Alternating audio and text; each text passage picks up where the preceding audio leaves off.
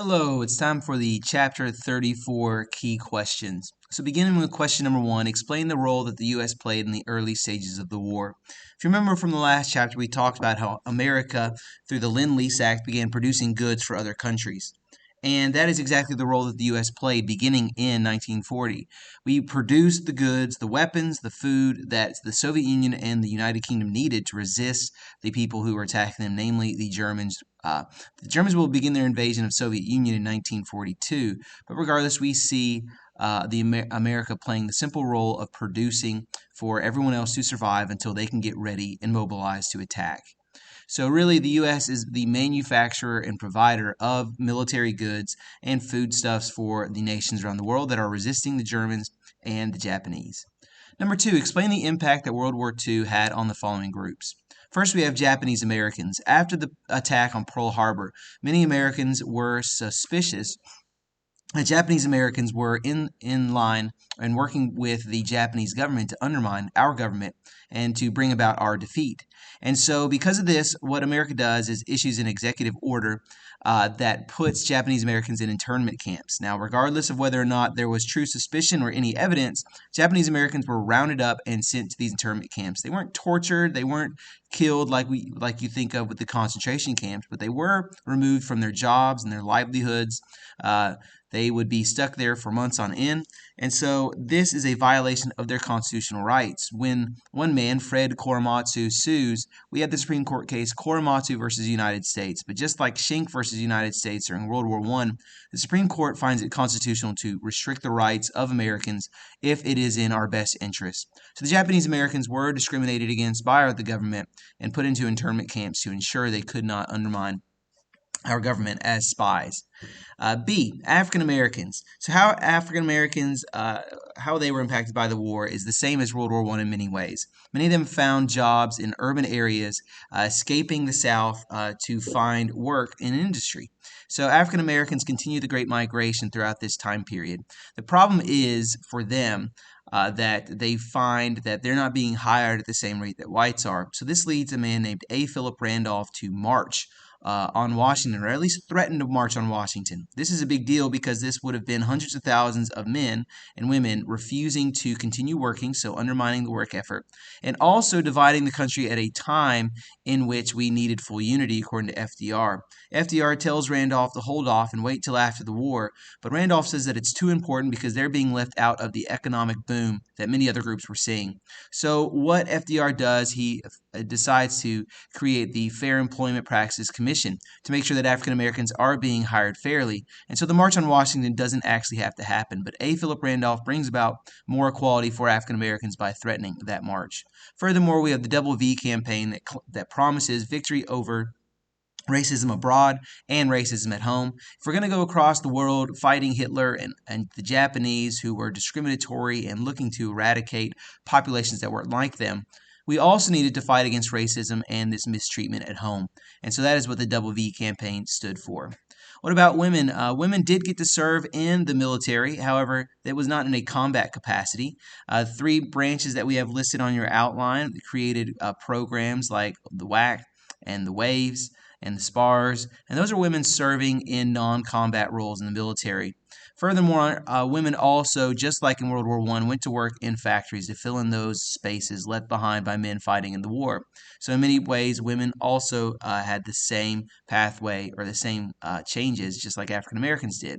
After the war ended, many women went back home. I believe it's 2/3 went back home after serving in the factories during the war, but many women stayed in the workforce. And so we have women again testing the boundaries that society had placed on them, and eventually this will bring around the second wave feminism of the 1960s.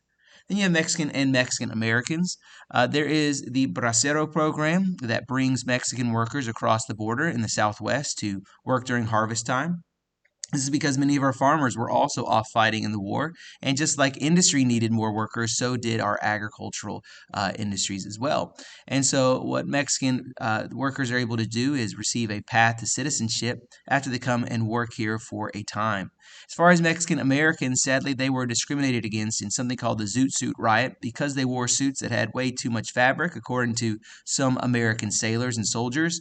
They are attacked their suits ripped into pieces, and also their hair cut. So unfortunately, they faced some discrimination during the war in what is called the Zoot Suit Riot. Then finally, Native Americans. As shown in your outline, Native Americans, 90% of them still lived on reservations before the war, but over the next several decades, Native Americans began moving out of those areas, and over half will live in urban areas. But how were they impacted by the war? Well, it's more how did they impact the war? Because as code talkers, Native Americans from the Navajo, Apache, and other tribes were able to use their language, which no other nations would have understood or known, and were able to just talk normally to pass secret messages about where we would attack and our war plans. Because our codes aren't broken throughout the war, that gives us a massive advantage, as we'll describe in the battles against the Japanese here in a minute. But so the Native Americans served wonderfully for us during World War II, and it gets them a lot of notoriety for their service. Number 3, explain the impact that the war had on the everyday life of an American. So Americans are impacted, first of all, by the restriction to the goods that they can purchase. Americans are unable to buy consumer goods because any metals or fabrics or foods need to go towards our soldiers. Furthermore, in the workplace, many Americans made more money because there was more employment and wages did generally rise. However, the government made sure that even as they were also restricting the goods that we could purchase, they also restricted what you could do in the workplace. And so strikes were disallowed throughout this time period. And industries that were of the utmost importance, like coal and trains and transportation, the government actually steps in and takes those industries over during the war. So there's just a couple ways that lives of Americans were impacted during the war. Also, our rights being restricted, as we mentioned, for the Japanese, and all the other impacts on the groups that we listed previously. Number 4, what strategies allowed the U.S. to defeat the Japanese in the Pacific theater of war? So after the Japanese attack America, they want to quickly expand because we have cut them off from the natural resources that they had relied upon to build their war machine. So after they attack Pearl Harbor, they quickly expand to try to take over the rest of the Pacific. So the first thing that works against them is cracking their code, which allows us to surprise them at Midway and sink the majority of their aircraft carriers, crippling their fleet and leaving them to be retreating and retracting their empire for the rest of the war. So after the Battle of Midway, the strategy turns into what we call island hopping. What we would do is we would capture strategic islands, and rather than trying to capture every single piece of land, we would let those islands that had sailors and soldiers from the Japanese army and fleet, we would just leave them on those islands because they posed no threat without the Navy able to reach them. And so this island hopping strategy allowed us to get closer and closer to the mainland of Japan. Once we capture the islands of Iwo Jima and Okinawa, we're able to bomb their main islands, meaning that we can destroy their capacity to continue producing war materials and eventually crippling their ability to fight back. So those strategies, specifically the island hopping strategy and code breaking, enables us to defeat the Japanese in the Pacific. What about the steps to defeat Hitler's regime in Europe by the Allies? So Stalin had wanted us to attack mainland Europe quickly, and that's because Hitler had begun invading the Soviet Union in his Western Front. And so America and the United Kingdom, however, believed that it was more necessary to kind of nip at the edges and test our ability to have amphibious assaults, also in waiting for the Germans to be weakened and for the Americans to deal with the Japanese.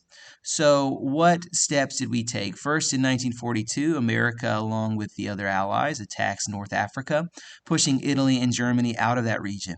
In 1943, we begin the assault on Sicily, which eventually leads to the invasion of Italy, taking the southern portion of the Axis powers' territory.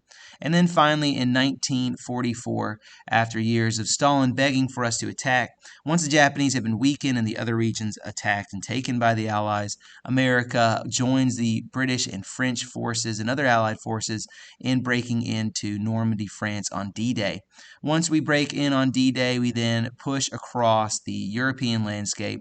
The final push from the Germans, trying to stop the Allies at the Battle of the Bulge, fails to dislodge the Americans and push us back.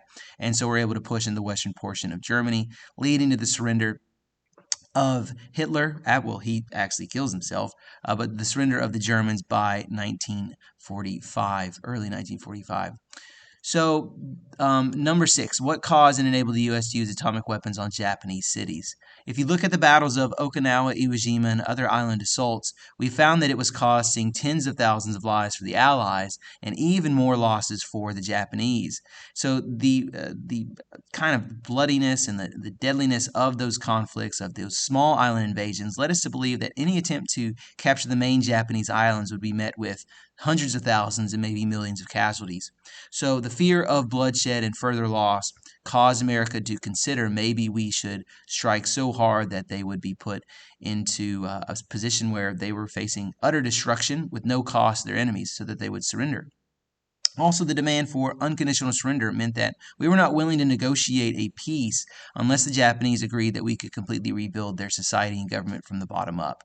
So what enabled the U.S. to use atomic weapons is something called the Manhattan Project.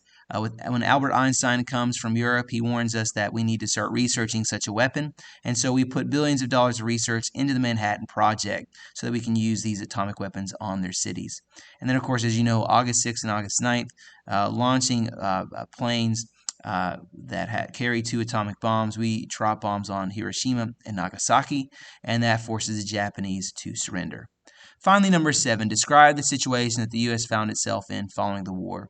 So as you can tell, World War II was a devastating war that covered all of the landscape of the main European powers and the powers in the Pacific, which means that there is really only one powerful nation left, and that is America. Now, the other major power that is able to compete with us is the Soviet Union. But as far as production capabilities, America had already been producing the majority of the military goods for the nations around the world, resisting the Axis powers. And so when the war ends and we shift away from military materials, we're now producing those consumer goods.